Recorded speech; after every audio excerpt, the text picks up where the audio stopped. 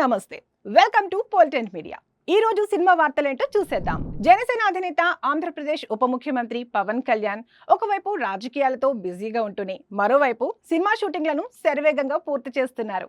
ఆయన కథానాయకుడిగా నటిస్తున్న చిత్రం ఉస్తాద్ భగత్ సింగ్ కు సంబంధించి తన పాత్ర చిత్రీకరణను తాజాగా పూర్తి చేశారు.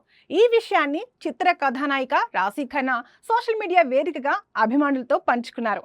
పవన్ కళ్యాణ్ తో కలిసి సెట్ లో తీసుకున్న ఒక సెల్ఫీని తన ఇన్స్టాగ్రామ్ ఖాతాలో పోస్ట్ చేసిన రాశీ ఖన్నా ఆయనతో కలిసి పనిచేయడంపై తన ఆనందాన్ని వ్యక్తం చేశారు. ఉస్తాద్ భగత్ సింగ్ సినిమాలో పవన్ కళ్యాణ్ గారి షూటింగ్ పూర్తయింది. ఆయనతో కలిసి ఈ సినిమాలో నటించడం ఒక అద్భుతమైన అనుభూతి. ఇది నాకు దక్కిన నిజమైన గౌరవం. ఈ జ్ఞాపకాన్ని ఎప్పటికీ మర్చిపోలేను అని ఆమె తన పోస్ట్ లో పేర్కొన్నారు. ఈ ఫోటోలో పవన్ కళ్యాణ్ సెల్ఫీ తీస్తుండగా రాశీ ఖన్నా చిరునవ్వుతో కనిపించారు. ప్రముఖ నిర్మాణ సంస్థ మైత్రి మూవీ మేకర్స్ నిర్మిస్తున్న ఈ యాక్షన్ ఎంటర్టైనర్ కు హరిశంకర్ దర్శకత్వం వహిస్తున్నారు. ఈ చిత్రంలో రాశీ ఖన్నా శ్లోక అనే కీలక పాత్రలో నటిస్తున్నారు. పవన్ కళ్యాణ్ రాశీ ఖన్నా కాంబినేషన్ లో వస్తున్న మొదటి సినిమా ఇదే కావడం విశేషం. ఈ చిత్రంలో శ్రీలీల మరో ముఖ్య పాత్రలో కనిపించనుండగా ప్రకాష్ రాజ్, నవాబ్ షా, గౌతమి వంటి భారీ తారాగణం నటిస్తోంది. ఇక సినిమాల విషయానికి వస్తే రాశీ ఖన్నా ప్రస్తుతం తెలుసు కదా చిత్రంతో పాటు విక్రాంత్ మాసే సరసన తలఖోన్ మే ఏక్ అనే బాలీవుడ్ సినిమాలో నటిస్తున్నారు. అలాగే ఈ ఏడాది డిసెంబర్లో ఫర్జీ 2 వెబ్ సిరీస్ షూటింగ్ లో పాల్గొననున్నారు. మరోవైపు పవన్ కళ్యాణ్ నటిస్తున్న ఓజీ సినిమా సెప్టెంబర్ 25న ప్రేక్షకుల ముందుకు రానుంది. విలక్షణ దర్శకుడు రామ్ గోపాల్ వర్మ తన అభిప్రాయాలను ముక్కుసూటిగా చెప్పడంలో ఎప్పుడూ ముందుంటారు. తాజాగా ఆయన మిరాయ్ చిత్రంపై ప్రశంసల వర్షం కురిపించారు. సినిమాలోని ప్రతి అంశాన్ని విశ్లేషిస్తూ చిత్ర బృందాన్ని పేరు పేరున అభినందిస్తూ తన అభిప్రాయాలను పంచుకున్నారు. ముఖ్యంగా 400 కోట్లకు పైగా బడ్జెట్తో తెరకెక్కిన సినిమాలలో కూడా తాను ఇంతటి అద్భుతమైన విజువల్ ఎఫెక్ట్స్ చూడలేదని చెప్పడం ఇప్పుడు ఇండస్ట్రీలో హాట్ టాపిక్ గా మారింది. మిరాయ్ చూశాక ఇంత గ్రాండ్ గా విఎఫ్ఎక్స్ ఎప్పుడు చూశానో కూడా గుర్తుకు రావడం లేదని వర్మ అన్నారు. ఈ చిత్రంలో విలన్ గా నటించిన మంచు మనోజ్ నటన గురించి వర్మ ప్రత్యేకంగా ప్రస్తావించారు. మొదట విలన్ పాత్రకు మనోజ్ ను తీసుకోవడం సరైన నిర్ణయం కాదేమో అనుకున్నాను, కానీ సినిమాలో అతని అద్భుతమైన నటన చూశాక నా అభిప్రాయం తప్పని తెలియడంతో నన్ను నేనే చెంపదెబ్బ కొట్టుకున్నాను అంటూ వర్మ తనదైన శైలిలో మనోజ్ ను ఆకాశానికి ఎత్తేశారు. ఇక హీరో తేజ సజ్జా గురించి మాట్లాడుతూ ఇంత భారీ యాక్షన్ సినిమాను మోయడానికి తేజ వయసు సరిపోదేమోనని భావించాను, కానీ ఆ విషయంలో నా అంచనా 2 సార్లు తప్పని నిరూపితమైంది అని పేర్కొన్నారు. సినిమాలోని సాంకేతిక అంశాలను కూడా వర్మ కొనియాడారు. విజువల్స్, నేపథ్య సంగీతం, బ్యాక్గ్రౌండ్ స్కోర్, స్క్రీన్ ప్లే నిర్మాణం అద్భుతంగా ఉన్నాయని తెలిపారు. ముఖ్యంగా ఇంటర్వెల్ క్లైమాక్స్ కు దారి తీసే సన్నివేశాలు, ఆధ్యాత్మిక అంశాలు ప్రేక్షకులను కథలో పూర్తిగా లీనమయ్యేలా చేశాయని వివరించారు. కత్తులు, మంత్రాలు, అతీత శక్తుల మధ్య కూడా కుటుంబం, బాధ్యత, ప్రేమ, ద్రోహం వంటి భావోద్వేగాలను దర్శకుడు చాలా పదునుగా చూపించగలిగారని ప్రశంసించారు. దర్శకుడు కార్తీక్ ఘట్టమనేని ప్రతి విభాగంపై పట్టు సాధించడం వల్లే మిరాయ్ ఒక అద్భుతమైన కళలా రూపుదిద్దుకుందని, కథనంలో ఆయన చూపిన ప్రత్యేకత అసాధారణమని అన్నారు. నిర్మాత విశ్వప్రసాద్ ను అభినందిస్తూ సినీ నేపథ్యం లేకపోయినా కేవలం తన అభిరుచితో ఈ ప్రాజెక్టును ముందుకు నడిపించారు. ఇండస్ట్రీ నిపుణుల హెచ్చరికలను పక్కన పెట్టి ధైర్యంగా ముందడుగు వేశారు. ధైర్యం చేసేవారిని అదృష్టం వరిస్తుందని నిరూపించారు అని వర్మ అన్నారు.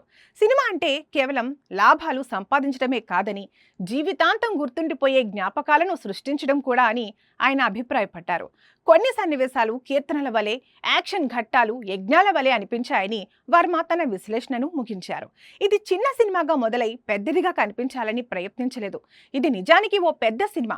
ప్రేక్షకులు ఆదరించే వరకు తన గురించి తాను గొప్పగా ప్రచారం చేసుకోలేదు అంటూ చిత్ర బృందానికి మరోసారి అభినందనలు తెలిపారు. ప్రముఖ దర్శకుడు మారుతి చేసిన కొన్ని వ్యాఖ్యలు ప్రస్తుతం సినీ వర్గాల్లో తీవ్ర చర్చనీయాంశంగా మారాయి.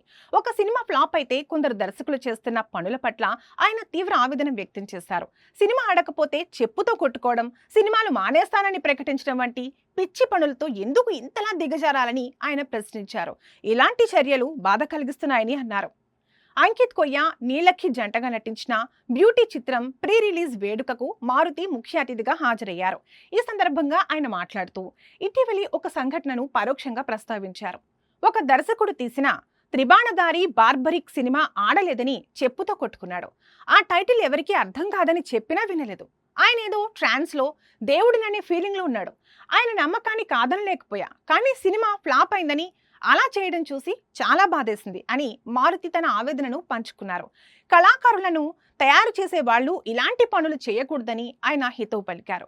ప్రేక్షకులు థియేటర్లకు రావాలని కొందరు వింతగా ప్రవర్తిస్తున్నారని, బూతులు మాట్లాడుతున్నారని అన్నారు. ఒక సినిమా ఆడకపోతే మరో సినిమా ఆడుతుంది, అంతేకాని ఇంతగా దిగజారాలా అని ఆయన ప్రశ్నించారు. ఈ క్రమంలో తన కెరీర్ పై వస్తున్న విమర్శలపైన మారుతి స్పందించారు. నన్ను చాలా మంది బూతు డైరెక్టర్ అంటుంటారు. నేను రాసినన్ని మీనింగ్ఫుల్ డైలాగ్స్ ఎవరూ రాయలేరు, కానీ కుటుంబాలు సినిమాకు రావాలనే ఉద్దేశంతో అలాంటివి రాయడం లేదు. ఇప్పుడు అదే బూత్ డైరెక్టర్ 400 కోట్ల రూపాయల బడ్జెట్తో ప్రభాస్తో ది రాజాసాబ్ సినిమా తీస్తున్నాడు. నా ఎదుగుదల చూడండి. ఒక ఫ్లాప్ తర్వాత ప్రభాస్ లాంటి పాన్ ఇండియా హీరో పిలిచి మరీ అవకాశం ఇచ్చారంటే ఊరికే కాదు, ఆయన మనసులో నేనున్నాను అంటూ తన ప్రస్థానాన్ని గుర్తు చేసుకున్నారు. ప్రస్తుతం మారుతి చేసిన ఈ వ్యాఖ్యలకు సంబంధించిన వీడియో సోషల్ మీడియాలో వైరల్ అవుతుంది. యంగ్ హీరో బెల్లంకొండ శ్రీనివాస్, అనుపమ పరమేశ్వరన్ జంటగా నటించిన హారర్ చిత్రం కిష్కింధపురిపై మెగా హీరో సాయి దుర్గా తేజ్ ప్రశంసల వర్షం కురిపించారు. సాధారణంగా తాను హారర్ సినిమాలకు దూరంగా ఉంటానని, కానీ ఈ సినిమా మాత్రం తనను ఎంతగానో ఆకట్టుకుందని ఆయన సోషల్ మీడియా వేదికగా తెలిపారు. ఈ మేరకు చిత్ర బృందానికి ఆయన ప్రత్యేక అభినందనలు తెలియజేశారు. ఈ సినిమా చూసిన అనంతరం సాయి దుర్గా తేజ్ తన అభిప్రాయాన్ని పంచుకున్నారు. కిష్కింధపురి చిత్రం చాలా అద్భుతంగా ఉంది. సాధారణంగా నేను హారర్ చిత్రాలు చూడటానికి ఇష్టపడను, కానీ ఎందుకో ఈ సినిమా చూడాలనిపించింది. చూశాక చాలా గొప్ప అనుభూతి కలిగిందని ఆయన పేర్కొన్నారు. నటీనటుల ప్రదర్శనను ప్రత్యేకంగా మెచ్చుకున్నారు. బెల్లంకొండ సాయి శ్రీనివాస్, అనుపమ పరమేశ్వరన్ తన నటనతో ఆకట్టుకున్నారని, వారికి తన సెల్యూట్ అని కొనియాడారు.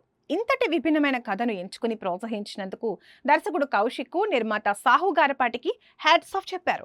ముఖ్యంగా సినిమాలోని సౌండ్ డిజైన్ గురించి ప్రస్తావిస్తూ అది సినిమాటిక్ అనుభవాన్ని మరో స్థాయికి తీసుకెళ్లిందని అన్నారు. తెలుగు సినిమాలో ఇది నిజంగా ఒక మంచి హారర్ రైడ్ అని, సినిమా చూస్తున్నంతసేపు ఎంతో ఆసక్తిగా అనిపించిందని సాయి తేజ్ వివరించారు. ఆయన చేసిన ఈ వ్యాఖ్యలతో కిష్కింధపురి సినిమాపై ప్రేక్షకుల్లో మరింత ఆసక్తి పెరుగుతోంది. బుల్లితెర ప్రేక్షకులను విశేషంగా ఆకట్టుకుంటున్న reality show Big Boss 9 season తొలి ఎపిసోడ్ నుంచి హీట్ పెంచింది. ప్రముఖ నటుడు అక్కినేని నాగార్జున హోస్ట్ గా వ్యవహరిస్తున్న ఈ సీజన్ గత ఆదివారం ప్రారంభమైన విషయం తెలిసిందే. ఆదివారం సెప్టెంబర్ 14 నాటి ఎపిసోడ్ లో తొలి ఎలిమినేషన్ జరగగా అందులో కొరియోగ్రాఫర్ శ్రేష్ఠి వర్మ హౌస్ నుంచి బయటకొచ్చింది. ఎలిమినేషన్ అనంతరం నాగార్జున ఆమెతో ఇంటర్వ్యూలో ఆసక్తికర ప్రశ్నలు వేశారు. నిజంగా జెన్యూన్ గా ఉన్నవారు ఎవరు అన్న ప్రశ్నకు శ్రేష్ఠి సమాధానమిస్తూ రాము రాథోడ్, మనీష్, హరీష్, ఆశా, షైనీ పేర్లు చెప్పింది. అదేవిధంగా కెమెరా ముందు యాక్ట్ చేస్తున్న వాళ్ళు ఎవరు అన్న ప్రశ్నకు రీతు చౌదరి, తనూజ, భరణి పేర్లు వెల్లడించింది.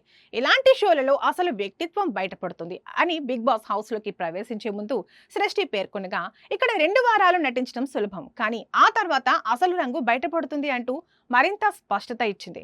సామాన్యులకు అధిక ప్రాధాన్యం కల్పించడంతో ఈ కొత్త సీజన్ ప్రత్యేకంగా నిలిచింది.